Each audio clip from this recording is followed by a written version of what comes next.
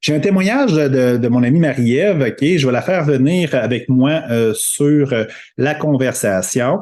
Là, c'est la technologie. J'espère que ça va bien fonctionner. Là, dans le fond, on est dans la version webinaire. Habituellement, personne ne se voit, personne ne peut parler. Fait que je vais activer son micro et sa caméra. Fait que Marie-Ève, tu devrais apparaître dans les prochaines secondes. Super. Tu peux activer, OK, ta caméra. Tu peux activer aussi ton micro. Le micro est ouvert. Salut! Salut. Est-ce que ta caméra est ouverte? Ah, c'est toi qui l'as arrêté. C'est toi qu'il faut qu'il la démarre. Ouais, j'ai peut-être pas l'option. Attends un petit peu. Attends un petit peu. Essaye donc voir. Hmm. Hmm. Non, ça fonctionne pas. OK, essaye donc voir. Ah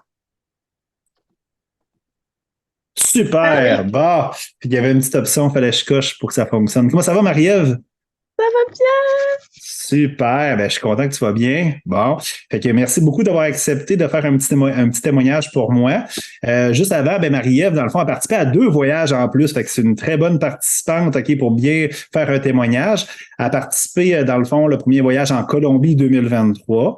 Puis, dans le fond, récemment, dans le fond, elle est venue avec moi au Guatemala en 2023. Un beau voyage, le Guatemala, hein? Ça a été exceptionnel, hein? Oui, vraiment. Fait que ben, j'aimerais ça justement que tu me parles un petit peu là, peut-être là, de qui se passe dans ce genre de voyage-là, puis qu'est-ce que tu as apprécié. Puis on n'a pas eu le temps d'en jaser un petit peu avant. Moi, je voulais que tu sois vraiment spontané, puis tu es une personne comme ça de cœur spontané. Fait que je vais te laisser parler un petit peu, puis on va échanger un petit peu pendant peut-être 2, 3 minutes. Puis après ça, ben, je vais te remercier, puis on va pouvoir continuer la séance. Fait que je te laisse aller, Marie-Ève. Pas de problème, j'ai essayé de faire ça rapide parce que 2, 3 minutes pour résumer un petit peu qu'est-ce que j'ai Ben vécu pendant vas-y, les deux vas-y, je vais te laisser voyages. aller. C'est quand même pas beaucoup. Mais bref, les raisons qui m'ont poussée principalement là, pour participer au voyage d'Hugo, c'était vraiment parce que moi aussi, là, je vivais plein de choses dans ma vie, puis j'avais vraiment besoin de me reconnecter avec qui je suis, puis qu'est-ce que je voulais pour la suite, puis apprendre à me connaître et tout ça. Puis j'ai vraiment senti que c'était l'outil par lequel je devais passer, tu sais, le fait de m'éloigner de chez moi, de mon réseau, d'arriver avec des personnes nouvelles.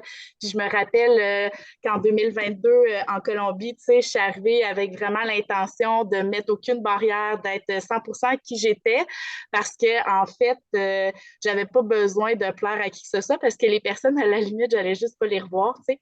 Mais finalement, c'est pas ça que ça l'a donné, parce que Non, je me suis découvert plein de belles amitiés dans ce voyage-là, puis j'en revois plusieurs. Puis, ben, juste pour parler rapidement de mon premier voyage en Colombie, ça a été vraiment un voyage inoubliable par plusieurs expériences qu'on a vécues où on ne contrôlait pas la situation, mais c'était ça qui était beau parce qu'on a vraiment vu les personnalités de chacun, puis rapidement, la synergie au sein du groupe s'est créée. Je vous dirais qu'en même pas 24 heures, on était rendus les meilleurs amis du monde, là. Je me suis rendu compte que je me trouvais intense dans la vie, tu sais. Puis je me suis rendu compte que des bébites comme moi, ben, il y en avait plein. Puis dans ce voyage-là, j'en ai découvert, mais j'en ai découvert dans l'autre voyage aussi au Guatemala. Donc, ça m'a fait vraiment du bien de me retrouver avec des gens qui vibraient comme moi, qui avaient une vision, qu'on partageait notre vision de plein de choses. Puis aussi des gens ouverts, aimants, bienveillants, où on pouvait parler de ouais. tout, puis être vraiment pleinement qui on est, puis on était accueillis dans qu'est-ce qu'on vivait. Parce que, tu sais, c'est sûr que certaines situations peuvent amener des gens à réagir de manière différente. Là, tu sais, on n'est quand même pas dans notre zone de confort, puis on vit des choses qu'on n'aurait pas vécues là, si on n'avait pas été en voyage. Donc, ça a été vraiment riche pour moi pour apprendre à me connaître puis à me dépasser, justement, comme tu l'as dit, Hugo. La Colombie, ce que j'ai aimé le plus, c'est vraiment la nature, les paysages, la culture là-bas aussi, qui est vraiment une culture euh, d'amour, je dirais. Là. Je ne sais pas, Hugo, qu'est-ce que tu en penses, mais tu sais, moi, je trouve vraiment que les Colombiens sont vraiment accueillants, puis on sent que le rythme de vie est différent de nous au Québec. Ouais, moins rigide. on se rend compte vraiment que, tu sais, moi, je suis allé 2 fois en Colombie, une fois avec nous autres, puis une fois avec d'autres personnes avant. Puis quand je suis revenu, tu sais, puis on est allé voir des peuples qui vivent comme il y a quasiment 1000 ans, 2000 ans, là, tu sais, des Kogi. On a même dormi dans des huttes dans des hamacs dans la jungle là-dessus. Puis c'était vraiment sécuritaire, c'est super intéressant. Et quand tu reviens d'un genre un voyage comme ça, tu te dis, Criff, nos priorités sont pas à bonne place, hein. Tu sais, puis la vie va très, très vite, hein, puis on n'arrête pas, puis il y a d'autres choses hein, que le travail, la performance, puis tout ça. C'est fou comment que ça nous frappe d'en face quand on s'en rend compte. Je te laisse poursuivre, Marie-Ève. Ouais. Ben, c'est justement, tu sais, en Colombie, on a fait des super belles randonnées qui nous ont permis de nous dépasser. Tu sais, je me rappelle, le guide nous disait tout le temps, on arrive dans 30 minutes, dans 30 minutes. Finalement, c'est une expédition de 20 kilomètres en montagne qu'on a faite, puis qui nous a Mm. pris toute la journée. Puis je me rappelle qu'il était censé se terminer par une balade à cheval, mais finalement, ça a été une promenade en bateau un peu rocambolesque. Donc, mais c'est vraiment des beaux souvenirs qui sont gravés là, dans ma mémoire, mais aussi qui m'ont fait vivre des émotions, qui m'ont permis vraiment de me sentir vivante. Là. C'est vraiment le mot que je retiens. Tu sais, chaque expérience que j'ai vécue m'a fait grandir, m'a appris sur moi, tu sais, autant cette randonnée-là que quand on est allé faire du parapente, là, c'était vraiment beau. On était vraiment en surplomb sur la Ah, c'est mer. fou, hein? C'est Je comment c'était pense pas. magnifique. Ouais, c'était Mm. vraiment un endroit là, paradisiaque, là, je veux dire. Tu sais, puis je pense pas que j'aurais vécu ça si j'y avais été toute seule. C'est, ce que je retiens, c'est beaucoup toute l'expérience humaine aussi que je suis allée chercher dans ces voyages-là. Pour en avoir fait deux, à chaque fois, ça a été différent. Je suis arrivée différemment, puis j'étais avec des personnes différentes qui m'ont appris des choses sur moi. Chacune d'entre elles m'a fait m'a fait prendre conscience de certaines facettes de ma personnalité. Puis je me rappellerai toujours au Guatemala, tu sais, comment j'avais eu des discussions profondes. On était un plus petit groupe, donc c'est sûr qu'on avait la chance des fois de rentrer plus en profondeur là, avec la totalité du groupe. Là, on était plus tout le monde tout le temps ensemble. Ouais, plus Puis, soudé aussi. ben, Mm. exactement, puis ça m'a fait vraiment prendre conscience de plein de choses que j'avais en moi que j'étais plus ou moins consciente. Donc, c'est sûr que ça fait grandir fois 1000. Puis pour ce qui est du voyage au Guatemala, c'est sûr que le lac Atitlan, dans ma tête, il reste aggravé à jamais. Je me rappellerai toujours Eagle Ness avec sa plateforme. Tu sais, moi, L'hôtel, c'est là, sûr que je serais restée là toute la semaine, malade. Hugo, je te le dis, là. C'était genre, je sais pas, juste à y penser, des fois, j'ai des frissons partout, tu sais. Je me levais le matin, j'allais danser sur la plateforme à 5h30 du matin. Puis, tu sais, c'est pas dur de se lever tôt, dans le sens qu'on a un rythme de vie qui favorise ça. Tu sais, on est actif dans le jour, donc c'est sûr que ça porte à ça.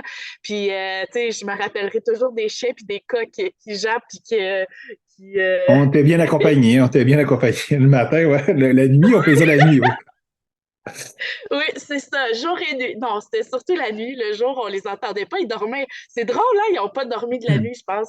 Fait C'est juste une anecdote que... comme ça, non, c'est que dans le mais fond, la nuit, là, les chiens et les coqs, ils jappaient, puis le matin, on allait marcher, OK, puis on les voyait, ils dormaient dans les coins de rue, puis tout ça, puis là, on avait le goût de les réveiller pour les faire, les taquiner, là, mais pour qu'on puisse dormir le soir, mais en espérant que c'est pas nécessairement tout le temps comme ça. Mais j'avais un ami qui est allé plusieurs fois, puis ça c'était pas ça. Fait que je présume qu'on n'a pas été ouais. chanceux, mais quand même, c'est tellement beau, là, la Catitla, Eagle Nest, selon moi, c'est une des plus Ah, belles hôtels, OK, que j'ai eu l'occasion de visiter. C'est vraiment, Eagle Nest, c'est un nid d'aigle, OK, fait que c'était vraiment juché, OK, quasiment sur un volcan, puis on voyait le lac, c'était magnifique. Si vous nous suivez sur Facebook, là, regardez ça, les photos, là, c'est exceptionnel. Je te laisse poursuivre, Marie-Ève.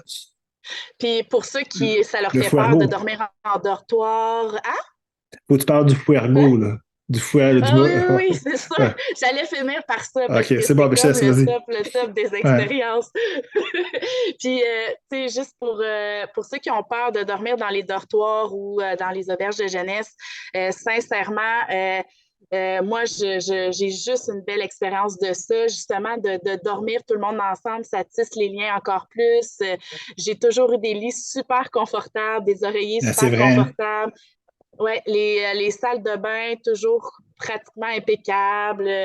Tu sais, je veux dire, on n'a rien à reprocher aussi à la cuisine. On a toujours super bien mangé. Personnellement, j'ai pas eu conscience que personne n'était malade vraiment dans les deux groupes.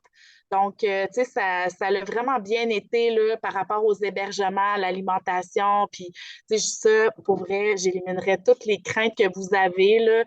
Hugo a fait des bons choix. Ouais. Puis, c'est Mais ça les pour. chaînes hôtelières qu'on prend, là, c'est toujours, tu sais, moi, j'aime ça quand même sortir de notre zone de confort, mais tu sais, je veux dire, ça prend un minimum. Tu sais, j'aime ça l'aventure, mais tu sais, j'aime ça prendre une douche quand même à tous les jours, puis tout ça. Fait qu'inquiétez-vous pas, c'est excellent quand même. Fait que, je te laisse Ouais. poursuivre.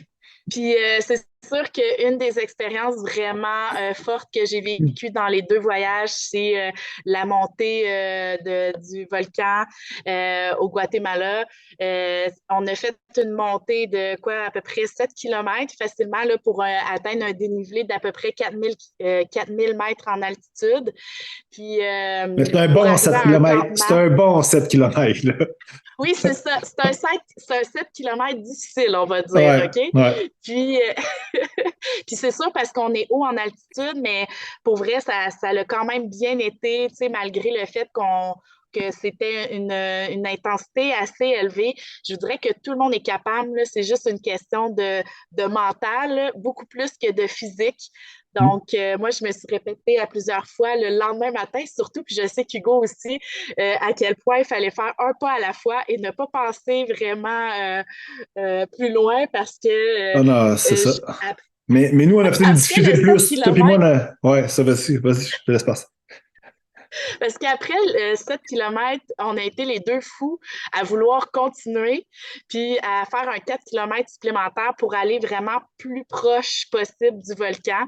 Donc, on a mis nos lampes frontales, puis on est parti en soirée pour se rapprocher du volcan.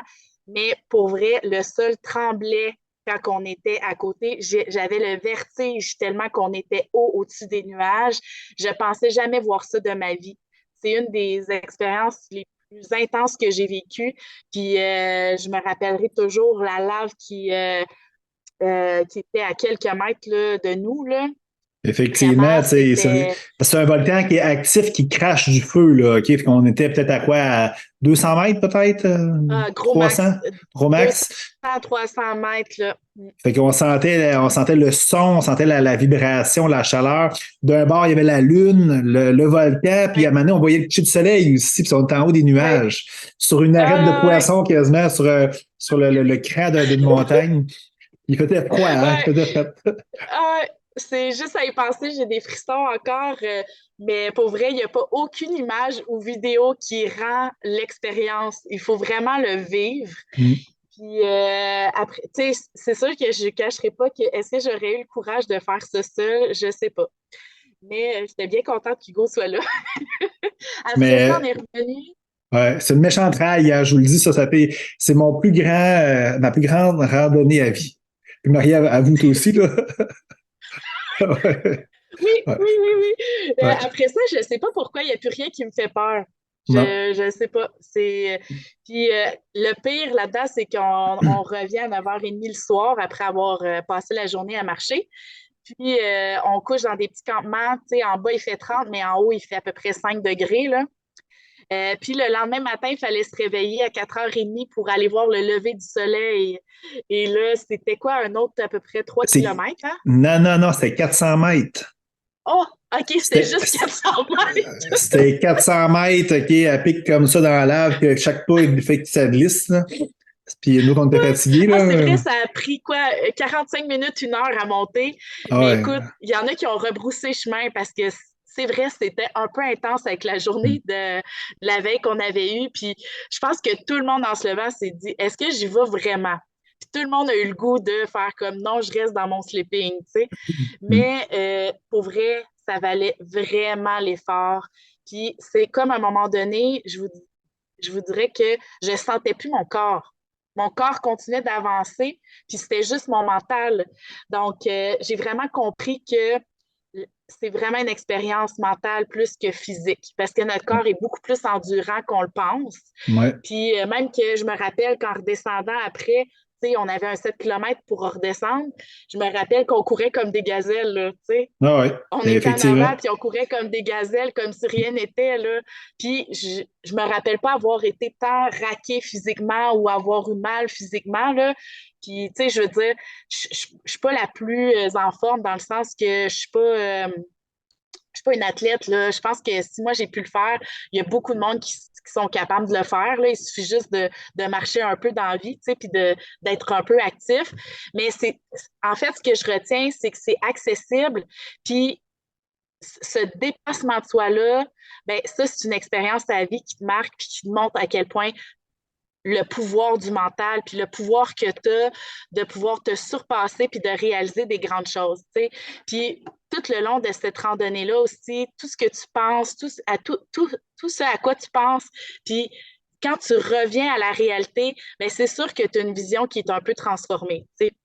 Puis c'est un peu ça que je retiens de mes deux voyages, c'est de me dire que à la fois c'était une expérience pour moi de dépassement de soi, une expérience physique aussi, parce qu'on vivait plein, tu sais, on a fait de la tyrolienne dans les deux voyages, tu sais, des randonnées aussi, c'était des expériences physiques, mais c'était aussi des aventures humaines riches qui m'ont fait grandir, avec lesquelles ben, que j'oublierai jamais, tu sais, puis Ben, avec lesquels je merveilleux. reste avec des amitiés pour la vie. Ben, Voilà. merci beaucoup, Marie-Ève. Puis j'avais dit 2, 3 minutes, mais je savais que ça allait prendre un petit peu plus de temps, mais tu as bien résumé les choses. Puis, inquiétez-vous pas, tu sais, là, peut-être là, vous avez peut-être peur à cause du volcan qu'on a décrit, mais c'était vraiment une activité structurée. OK? Il y a des guides avec nous autres, il y avait des porteurs aussi pour les sacs. Si on voulait, on pouvait les porter aussi. Je suggérais qu'on les porte d'ailleurs, mais c'était bien structuré, c'était sécuritaire, on n'a pas eu peur non plus. Fait que c'est vraiment sorti de notre zone de confort. Puis c'est pas dans tous les voyages qu'on a un volcan comme ça aussi intense. Vous allez voir, je parle de l'Équateur tantôt, il y en a, mais c'est pas aussi intense.